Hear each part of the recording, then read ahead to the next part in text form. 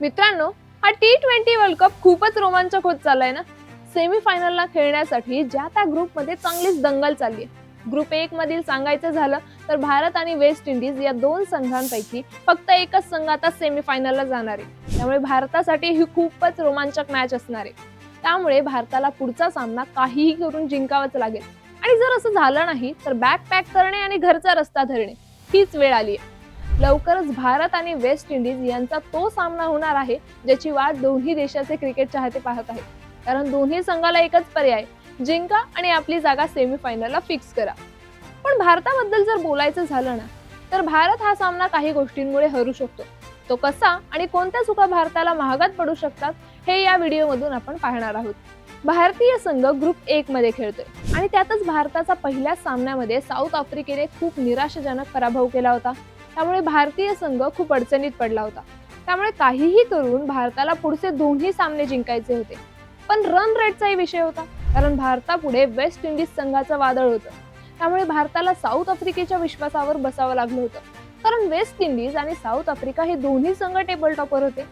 आता नुकत्याच झालेल्या वेस्ट इंडिज आणि साऊथ आफ्रिकेच्या सामन्यात जर वेस्ट इंडिजचा संघ जिंकला असता तर भारतीय संघ जवळपास या स्पर्धेमधून बाहेर पडला असता. पण असं काही झालं नाही आणि आफ्रिकेने ही मॅच जिंकली आणि त्यामुळेच भारतीय संघाच्या आणि चाहत्यांच्या सुद्धा जीवात जीव आलाय. भारताने सुद्धा आपली झिम्बाब्वे विरुद्धची मॅच जिंकली आणि सेमीफायनलचं गणित आणखीनच सोपं करून टाकलं. आता भारताला फक्त वेस्ट इंडिज विरुद्धची मॅच जिंकायची आणि आपली जागा कन्फर्म करायची.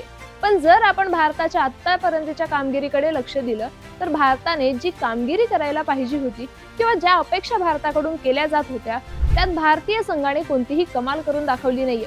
कारण भारताने पॉवर प्ले मध्ये म्हणावी तशी कामगिरी केली नाहीये.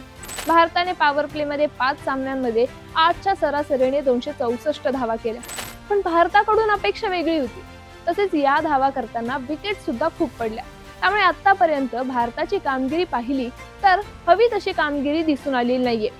आता भारताचा पुढचा सामना त्या वेस्ट इंडिज संघाविरुद्ध आहे ज्याने वर्ल्ड कप मध्ये सगळ्या जगाला थक्क केले.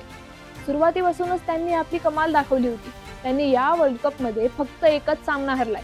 त्यामुळे भारतीय संघ आता कसं यांना थांबवणार आणि कशी आपली जागा सेमीफायनलला फिक्स करणार याकडे आता सगळ्यांचं लक्ष लागलंय. भारतीय संघ कोणत्या कारणांमुळे बाहेर होऊ शकतो हे सांगते. भारताने आतापर्यंत जितके सामने खेळले आहेत त्यात काही ना काही कमीच राहिली आहे. जर भारतीय संघ खूप मजबूत संघ दिसत असला तरीही, कारण जवळपास सगळ्याच खेळाडूंपुढे स्ट्राईक रेटचा खूप मोठा प्रश्न उभा राहिलाय. डॉट बॉल्सची संख्या वाढली. मधल्या ओव्हर्समध्ये जेव्हा रन्सची गती वाढायची असते तेव्हा आपली विकेट पडते. दुसरीकडे ज्या अभिषेक शर्मावर सगळ्यांच्या नजरा होत्या तो तर या सगळ्या वर्ल्ड कप मध्ये फ्लॉप ठरलाय. आणि त्याचबरोबर तिलक वर्मालाही म्हणावी तशी कामगिरी करता आली नाही.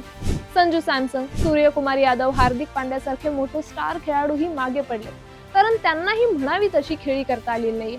आता पुढच्या सामन्यामध्ये जर पहिल्या 6 ओव्हर्समध्ये कमी रन्स किंवा विकेट्स पडल्या तर भारत बॅक फूटवर जाईल आणि हेही पराभवाचं एक मोठं कारण ठरू शकतं. आता जर बॉलर्सचं सांगायचं झालं तर भारताच्या बॉलर्सनेही यंदा खूप मार खाल्लाय. त्यामुळे भारतीय संघावर आणखीनच दबाव वाढलाय. एकीकडे बॅटिंग ऑर्डरही नीट चालत नाहीये आणि बॉलर सुद्धा कमी पडताना दिसत आहे. दुसरं कारण म्हणजे भारतीय संघामध्ये सतत होत असलेले बदल. कारण अनेकदा भारतीय संघ तीच प्लेइंग 11 खेळवत नाही, म्हणजे टीममध्ये अजूनही स्थिरता दिसून येत नाहीये. तिसरं कारण म्हणजे भारतीय संघ फिल्डिंगच्या बाबतीत खूप मागे पडताना दिसत आहे. कारण या सगळ्या आतापर्यंतच्या T20 वर्ल्ड कप मध्ये भारत हा कॅच सोडण्याच्या बाबतीमध्ये दुसरा देश आहे. त्यांनी जवळपास 9 कॅचेस सोडलेत आणि जर असेच कॅचेस पुढच्याही मॅच मध्ये सोडले गेले तर भारताचं हरण्याचं हे एक महत्त्वाच्या कारणांपैकी एक कारण ठरू शकतं. चौथं सगळ्यात मोठं कारण म्हणजे टॉस. कारण भारताने विराट कोहली नसतानाही कधीही 160 धावा चेस केल्या नाहीयेत. त्यामुळे जरी भारताने टॉस जिंकला तरीही अनेकांचं असं म्हणणं आहे की भारताने पहिली फलंदाजी करावी आणि त्या केलेल्या धावा डिफेंड कराव्यात. जर असं झालं नाही आणि वेस्ट इंडिजने टॉस जिंकून फलंदाजी घेतली आणि 200च्या आसपास धावा केल्या तर चित्र काही वेगळंच दिसू शकतं. या धावा चेस करताना भारत प्रेशरमध्ये येऊन मॅच हरू शकते. त्यामुळे टॉस घेऊन भारतीय संघ काय करेल याकडे देशाचं लक्ष लागले. आणि आणखी एक सगळ्यात मोठी इंटरेस्टिंग गोष्ट जी भारताला टेन्शन मध्ये टाकू शकते ती म्हणजे कोलकाताच्या ईडन गार्डनवर वेस्ट इंडिजचा संघ कधीही वर्ल्ड कपची मॅच हरला नाहीये. त्यामुळे ही गोष्ट संघाच्या आणि चाहत्यांच्या नजरेत खूप महत्त्वाची आहे. अशा अनेक बाजूंनी भारतीय संघाला अडचणी निर्माण झाल्या, पण तरीही भारतीय संघ कशा पद्धतीने खेळतोय, सूर्यकुमार यादव आपल्या संघासाठी कोणती नवी स्ट्रॅटेजी वापरतोय आणि सेमीफायनलला कशी जागा पक्की करतोय, हे पाहणं खूपच रोमांचक राहणार आहे. आता तुम्हाला काय वाटतंय, भारतीय संघ सेमीफायनल एंट्री करेल का? आम्हाला कमेंट्स मध्ये नक्की सांगा आणि अशाच क्रीडाविषयक ट्रेंडिंग अपडेट्स मिळवण्यासाठी सबस्क्राईब करा एजीसी स्पोर्ट्सला.